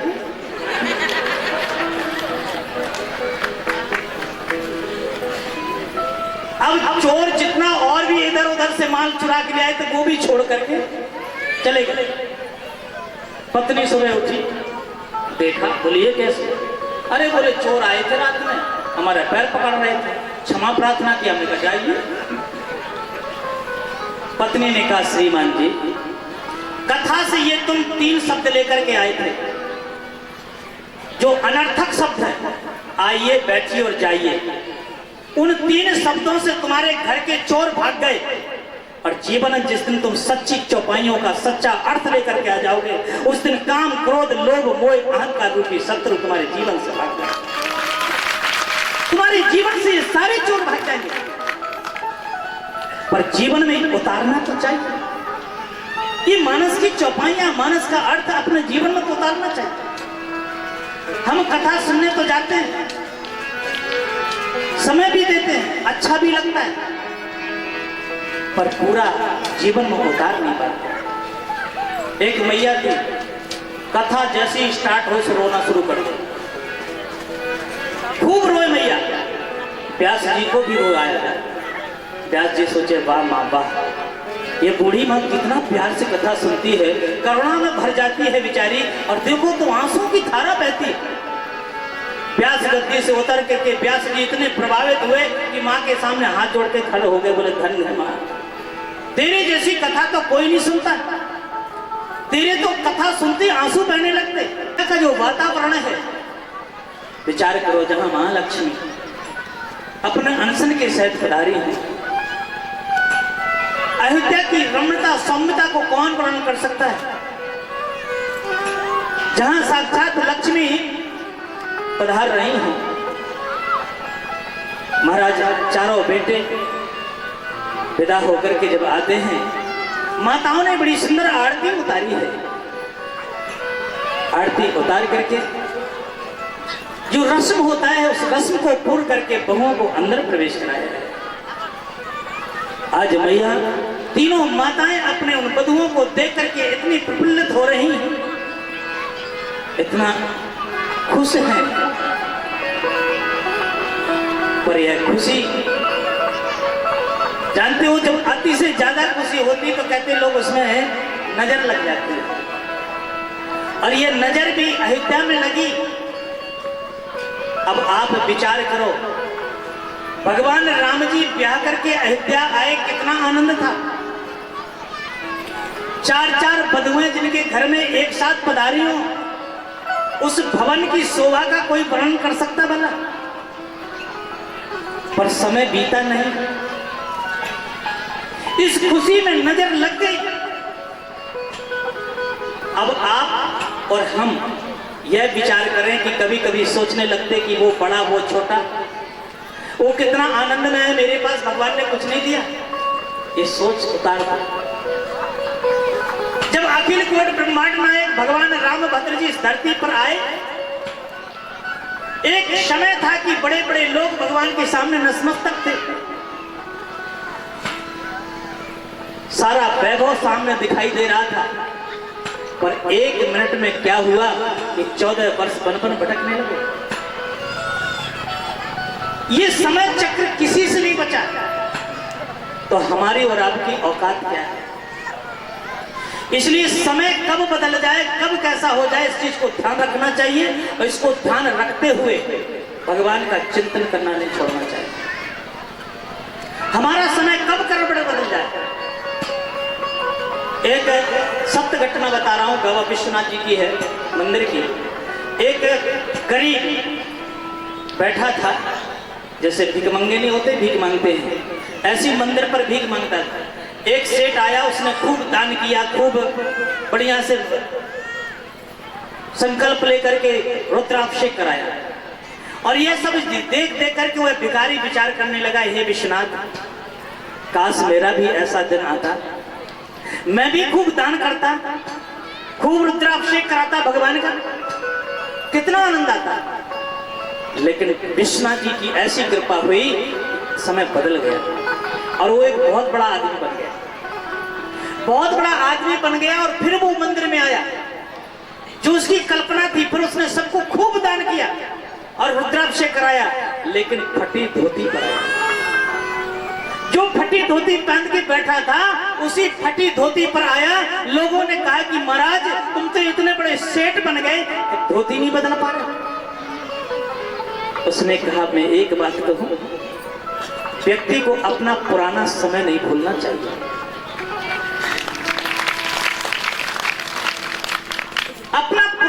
समय नहीं भूलना चाहिए। आज मैं जो कुछ हूँ, यहाँ पर जो भी कुछ कर रहा हूँ, ये विश्वनाथ जी की कृपा से कर रहा हूँ। मेरा समय कुछ नहीं था, मैं भी यहाँ भिखारी था, मैं भी भीख मांगता था, और तुम मेरे सब उसके साक्षी हो। आज कृपा विश्वनाथ जी ने की है, तो हम अब अहंकार में न डूब जाएं, अब हम अभिमान में न डूब जाएं और अपने आप को भूल बैठे कि हम क्या थे। आज जो कुछ भी हूँ तो परमात्मा की कृपा से हूँ, यह बात सदा याद रखना चाहिए। आज अगर हम बहुत बड़े आदमी बनते हैं तो उस परमात्मा की सत्ता से बनते हैं, और बिगड़ते भी हैं तो उस कृपा की उसी की होती है। सपने होय भिकार जिम रंग नागपते होय, जागे हान न लाभ कछु तुम प्रपंच जिए जोए। इसलिए व्यक्ति कब भिखारी हो जाएगा ये कोई नहीं जानता है, कब बड़ा आदमी बन जाए ये कोई नहीं जानता है। उसकी सत्ता के आगे भगवान अखिल कोटि ब्रह्मांड नायक हैं, उन्होंने चल करके दिखा दिया कि देखो मैं भगवान हूँ, लोग मुझे भगवान कहते हैं, पर फिर भी जब धरा पर आए, मृतलोक पर आए, तो मुझे भी 14 वर्ष बन भटकना पड़ गया। इसलिए ये कोई ना भूले, ये मृतलोक है। तो जीवन में मस्ती और भगवान का भजन, मस्त रहो, मस्त रहो, गीत गाते रहो, मुस्कुराते रहो, गीत गाते रहो, मुस्कुराते रहो, गीत गाते रहो, जिंदगी रहो, हरदम हरि को मनाते रहो, मुस्कुराते रहो, गीत गाते रहो, मुस्कुराते रहो, गीत गाते रहो। हो जिंदगी सत्कर्म के लिए, जिंदगी मिली सत्कर्म के लिए, सत्कर्मों में इसको लगाते रहो, मुस्कुराते रहो, गीत गाते रहो, जिंदगी खुशी के लिए, जिंदगी मिली खुशबली के लिए, सबको गले से लगाते रहो, मुस्कुराते रहो, गीत गाते रहो, मुस्कुराते रहो, गीत गाते रहो, ओ गीत गाते रहो, और गीत गाते रहो। इसलिए सारी चीजों को समझ करके जीवन आपको ये मिला है भगवान का भजन करने के लिए।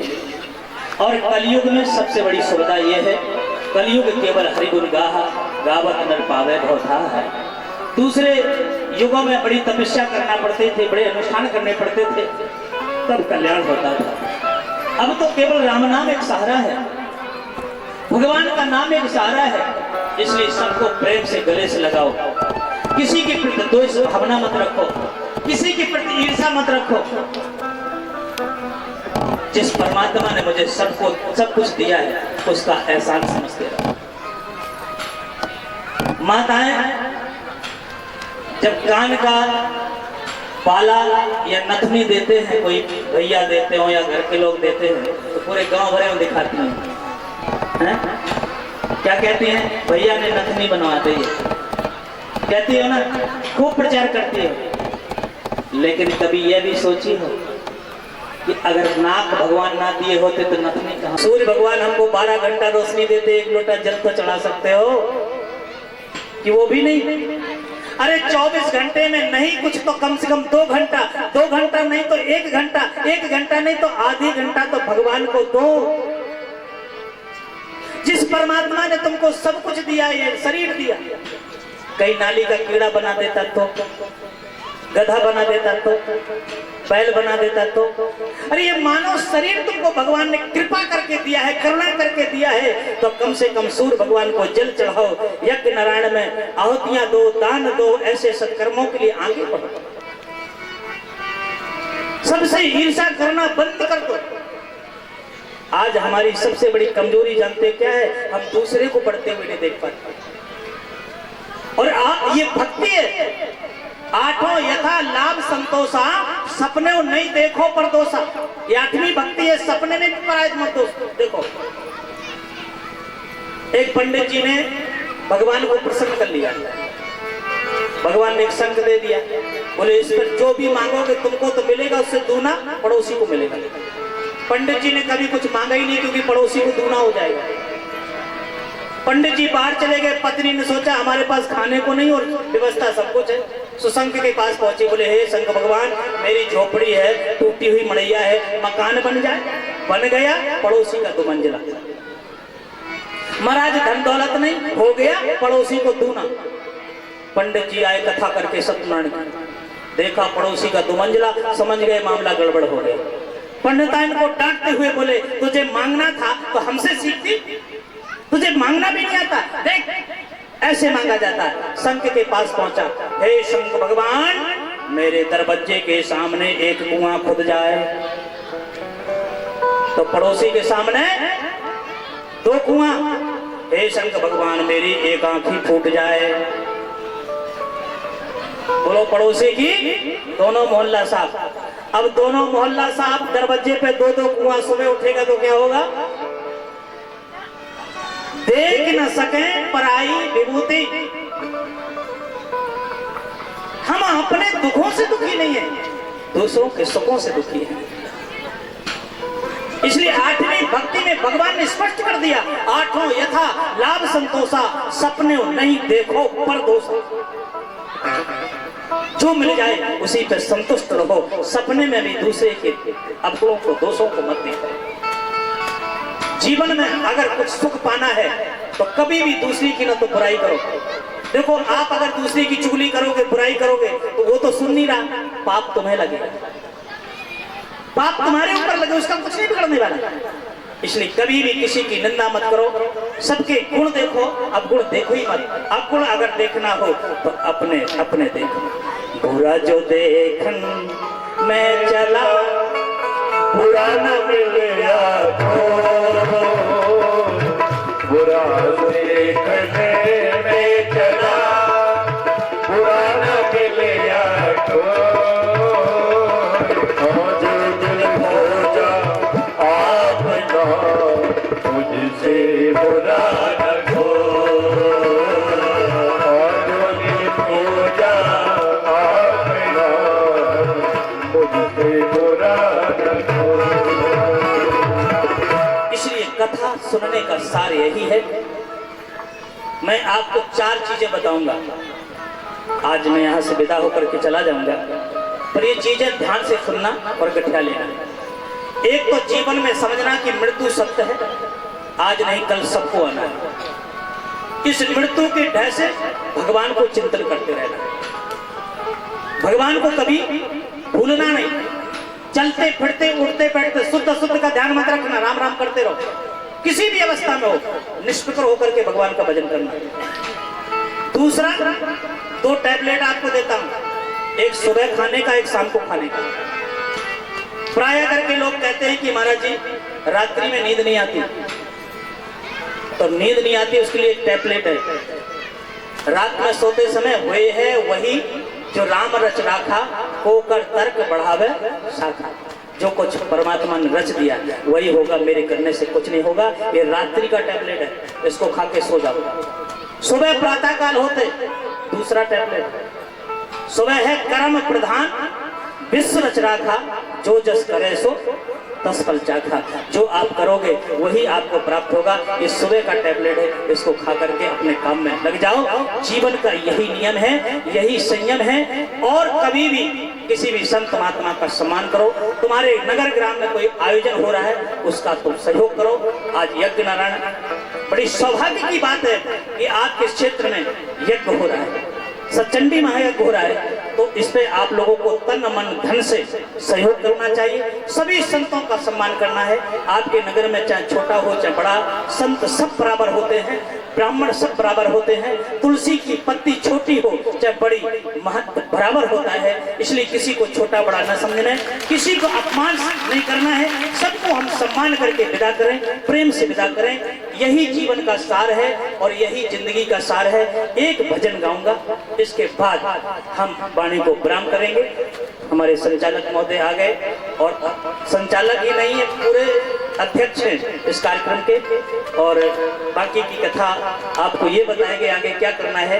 एक भजन के माध्यम से मैं आपसे कुछ निवेदन करना चाहूंगा और इस भजनों की एक एक कड़ियों पर आप ध्यान देना।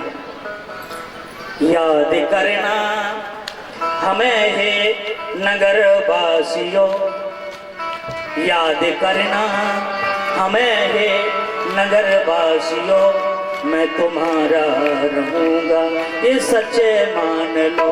याद करना हमें है नगर वासियों, याद करना हमें नगर वासियों, मैं तुम्हारा रहूंगा ये सच्चे मान लो। याद करना हमें है नगर वासियों, मैं तुम्हारा रहूंगा ये सच्चे मान लो। याद करना हमें नगर वासियों, मैं तुम्हारा रहूंगा। तेरी आज ही है यहाँ से रवानी मेरी, मेरा बचपन तेरा जवानी तेरी, आज ही है यहाँ से रवानी मेरी। मेरा बचपन तेरा मेरी जवानी तेरी, आज ही है यहाँ से रवानी मेरी। मेरा दिल है तेरे लिए जतन रख लो, मेरा दिल है तेरे लिए जतन रख लो, मैं तुम्हारा रहूंगा सच्चे मान लो।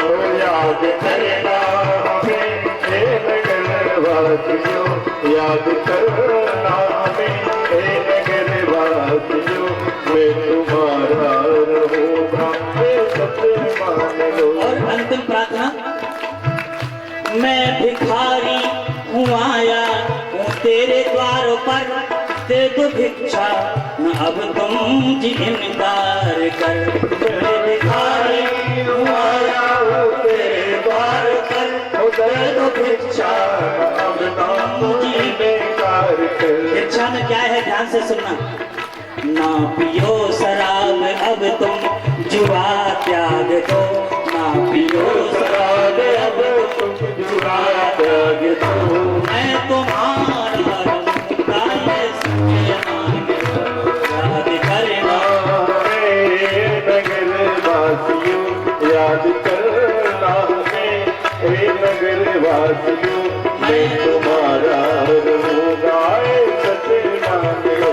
याद करना हमें नगर वासियों, मैं तुम्हारा रहूंगा ये सच्चे मान लो।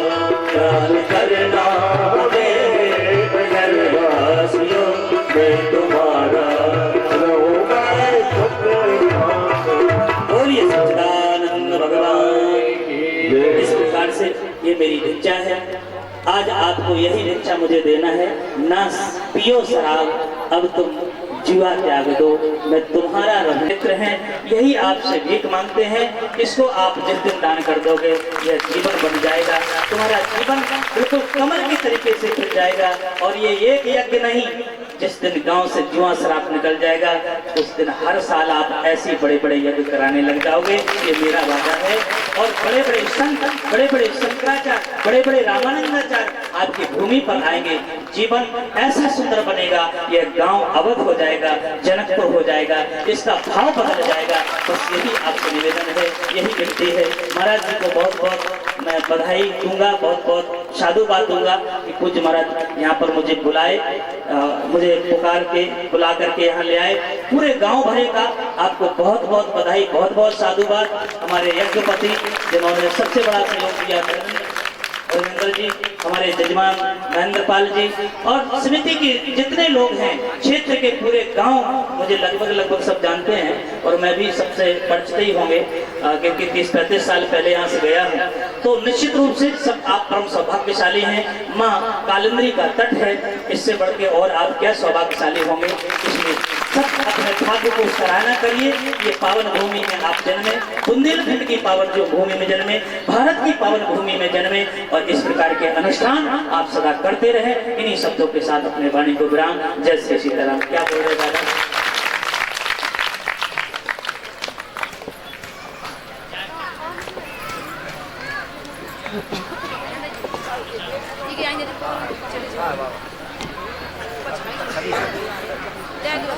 महेंद्र जी का, शास्त्री जी का हमारे माइक दो भैया।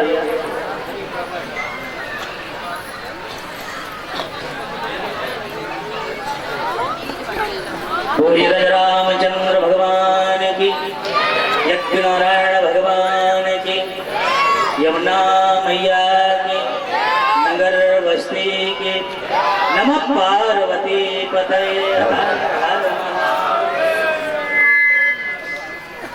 बोले यज्ञ भगवान की।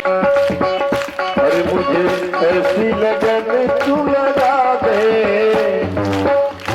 मुझे ऐसी लगन तू लगा दे, मैं तेरे बिना फलना रहूं।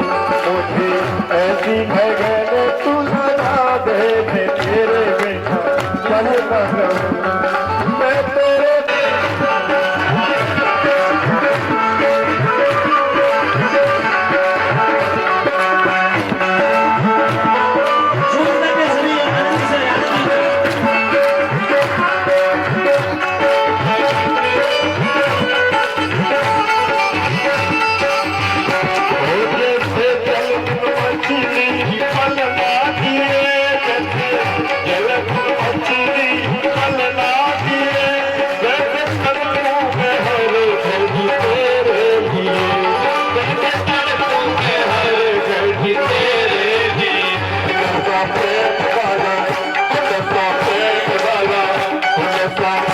वाला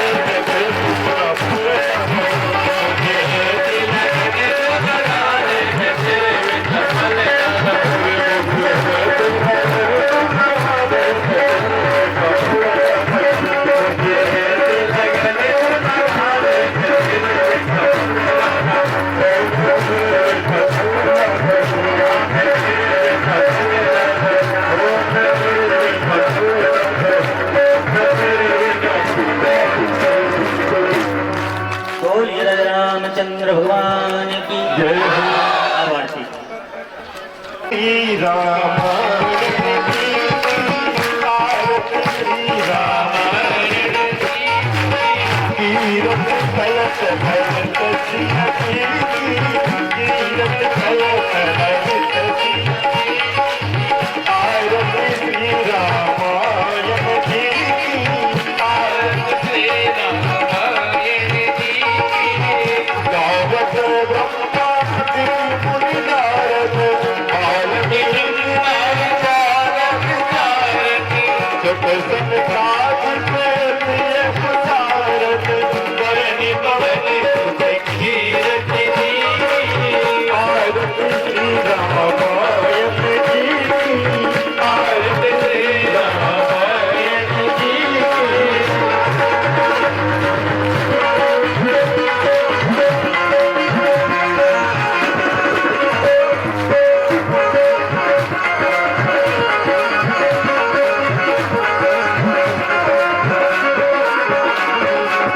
गावत वेद चौथाई तवे गोधन गोरस, मुरझोड़ा संतन को जलवत, सारे अंत गई की, आरती श्री रामायण जी की, आरती श्री रामायण जी की।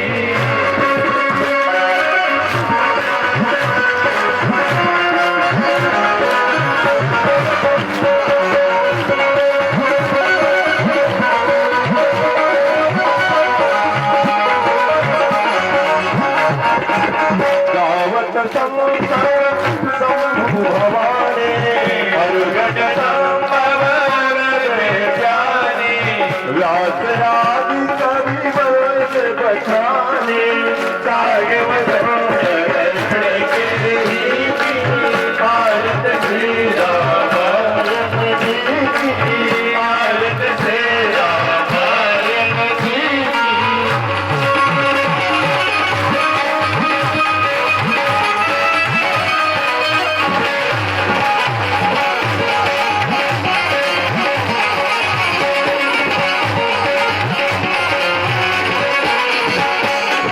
तवे बलहारा नबी रख की, तो आगे टकाय मोती जुबती, ओ बलत है कि भूले नबी की, बलत है पूरी नबी की, पास बात बल गिर तुल की, का के गिर सकते, आरत से रामायण जी, आरत से रामायण जी।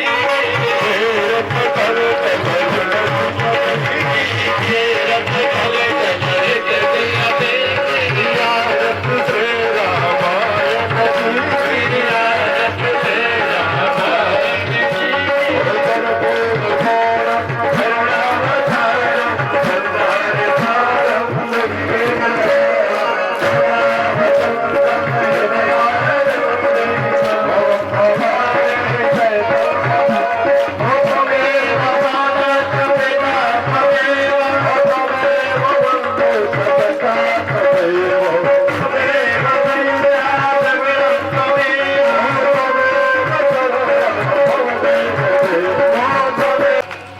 जलनादेवगणं पुष्पै देवताभिवन्दनम् आत्मैवन्दनम् मन्त्रोष्पाञ्जलि। ॐ जनेन जन्मय जन्तदेवास्तानि धर्माणि प्रथमान्यासन्न तेहनाकं महिमानाधुजन्तयत्र पूर्वे साध्याः सन्ति देवा चम्पकपाटलौजै पुन्नागजाय करवेर रसाल पुष्पै विल्वप्रवाल तुलसी धनि मंजिरे वे त्वां पूजयामि जगदीश्वर मे प्रसीदो। नाना सुगंध पुष्पाणि यथा कालोद्भवानि च पुष्पाञ्जलि मया दत्तो ग्रहाणपरमे मधुपुष्पाञ्जलि समर्पयामि। श्री रामचन्द्राय सांगाय सपरिवाराय नमः। बोले यज्ञ नारायण भगवान की। श्री संतोषी मैया की, श्री दुर्गा मैया की। प्रसाद और सब लोग